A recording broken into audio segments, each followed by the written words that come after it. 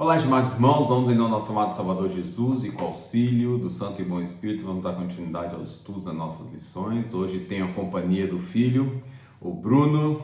Bem-vindo, Bruno. Não é sempre que eu posso estar com o Bruno aqui comigo. Olá, queridos irmãos, vamos então juntos, com a graça de Deus, entender o tópico de hoje. Muito bem. Então, hoje, o título da lição de hoje é Orar antes de abrir a boca, que é a nossa 7ª lição. E nessa segunda-feira, o segundo tópico é Cultivando uma atitude melhor. Então, vamos, com base nesse tema, traçar aqui alguns comentários concernente a esse temazinho da atitude melhor. Perguntar.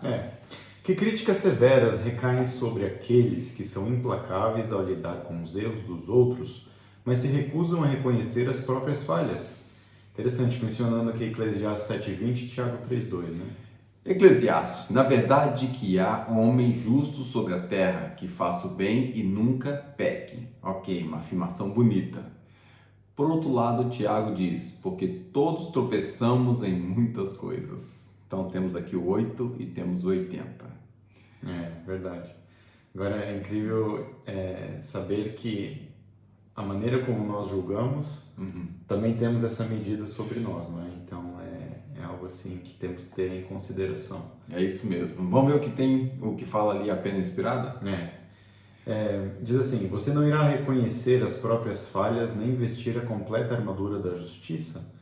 Você não devia ser tão vigilante e crítico com o próprio caráter, temperamento e palavras quanto costuma ser com os dos outros para não desonrar a Deus nem deturpar sua verdade? Se você fizer isso, melhorará muito o seu discernimento. A verdade, como uma palavra viva, seria como um fogo contido nos ossos, brilhando com uma clareza nítida e distinta, representando Cristo ao mundo. Nenhum daqueles que se tornaram detetives consegue, ao menos, ver a tendência da posição que assumiram ao se esforçarem para se tornar um poder controlador? Cadê a visão espiritual clara que deveriam ter?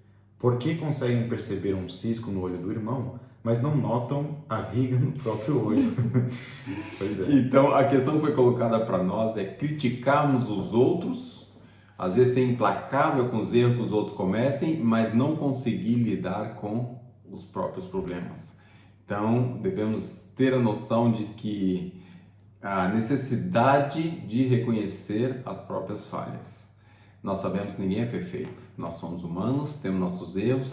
Eu posso ser mais forte num aspecto e o Bruno pode ser fraco nesse mesmo aspecto que eu sou forte. Só por isso agora eu vou implacavelmente criticá-lo e tentar fazer com que ele chegue ao nível que eu consegui e não foi sozinho, foi pela graça de Cristo. Ou o contrário, o Bruno é forte num aspecto e eu não consegui ainda alcançar esse grau de melhoria espiritual nesse aspecto. O Bruno agora vai me criticar. Totalmente errado.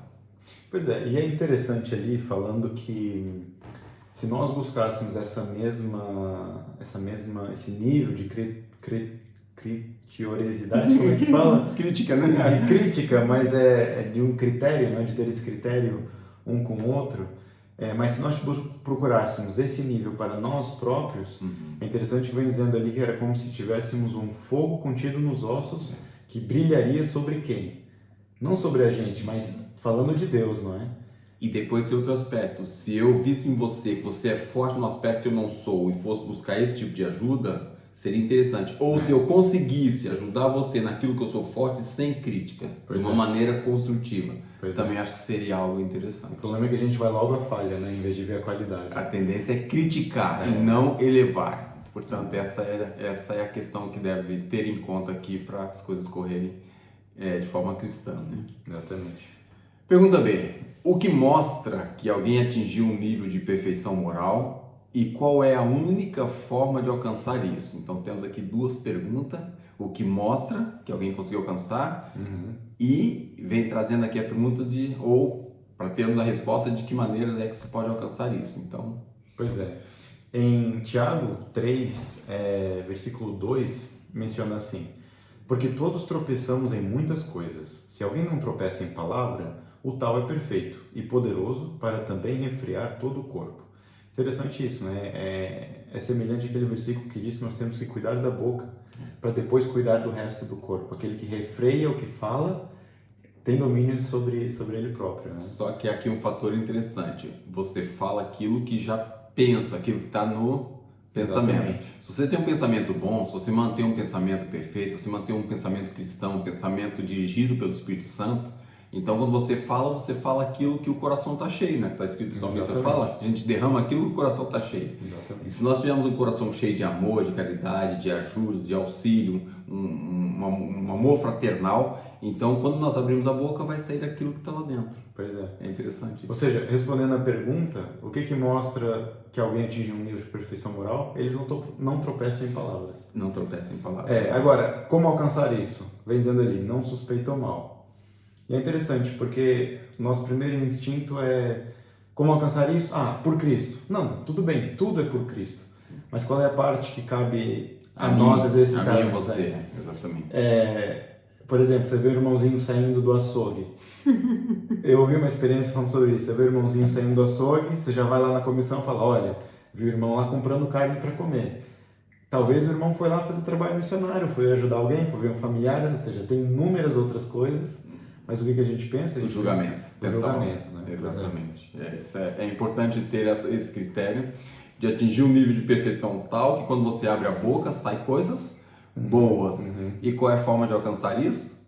Alimentando com coisas boas. Então, se o teu coração está cheio de coisas boas, vai sair dali também coisas boas. Portanto, é isso que é preciso. Pensamento. Onde a língua descontrolada encontra espaço para realizar sua obra profana, a alegria do Senhor não consegue permanecer. Cruel essa frasezinha. Ou seja, se você anda a falar mal dos outros, então pode ter certeza que o Senhor não está com você. Então é importante. E às vezes não é nem falar mal, mas basta você estar ali com uma conversa banal, não é?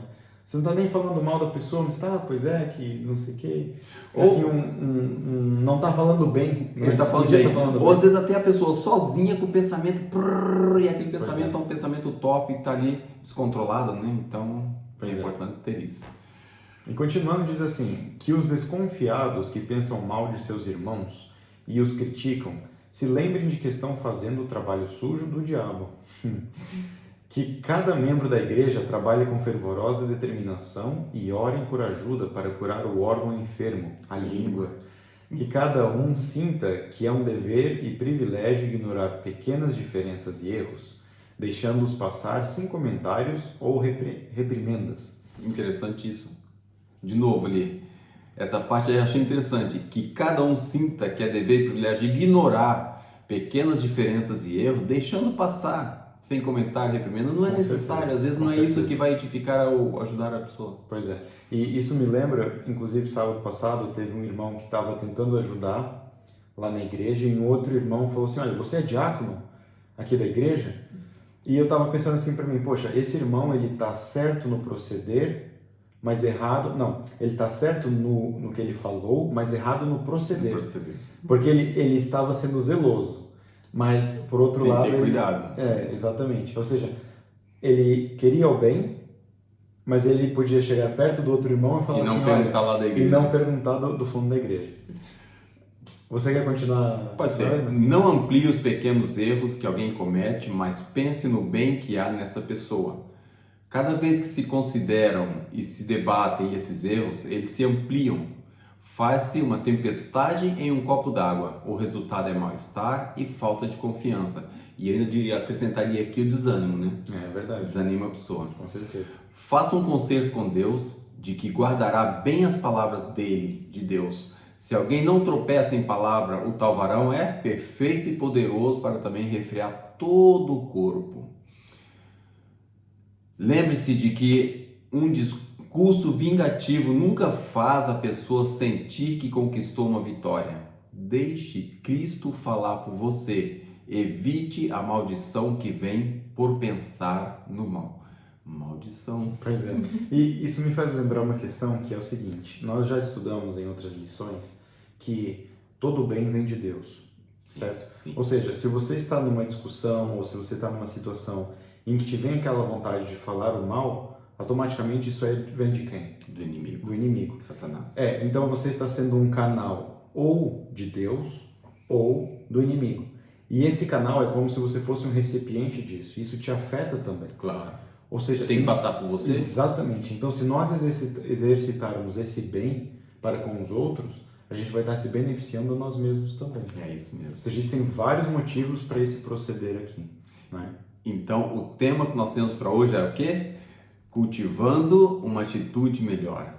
E para cultivar essa atitude melhor, nós vimos aqui no resumo que devemos buscar encher o nosso reservatório de coisas boas. Porque se ele estiver cheio de coisas boas, nossa mente, nosso coração, desse coração vai proceder coisas boas, não é isso? Com certeza.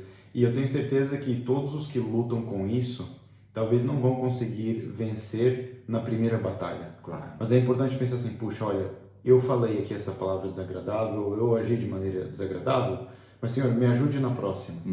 E aí nós estamos assim em constante retrospectiva e oração, para que quando vier aquela que talvez a gente consiga pensar duas vezes antes de agir, é o início de nós começarmos a ganhar essa batalha. Então, a minha oração para hoje, para mim, para você e para todos vocês que assistem e ouvem essa lição, que nós possamos orar, não é? Para que essa transformação possa ocorrer em nós, porque Jesus em nada pecou.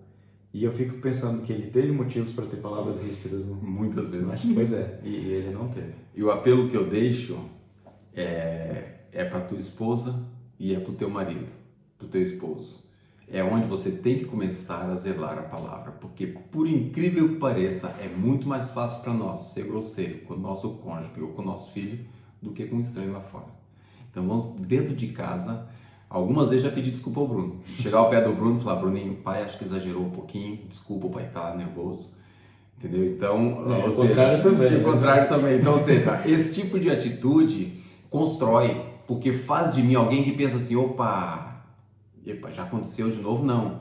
Então, os degrauzinhos são pequenos, mas de degrau a degrau você chega em cima da pirâmide, chega lá em cima. Então, é necessário isso. O apelo que eu faço é dentro do lar. Começa a praticar dentro do lar, que depois para fora vai ficando mais fácil. Não é isso? Com certeza. Deus nos abençoe, dê sua graça, para que possamos ter uma segunda-feira, uma semana, uma vida, cultivando uma atitude melhor. Bruno, muito obrigado por ter aceito o convite. Eu aproveitei que ele estava em casa hoje, cacei ele para me ajudar no vídeo hoje. Deus abençoe a todos os irmãos. Graça e paz, meus irmãos. Amém. Amém. Tchau, tchau.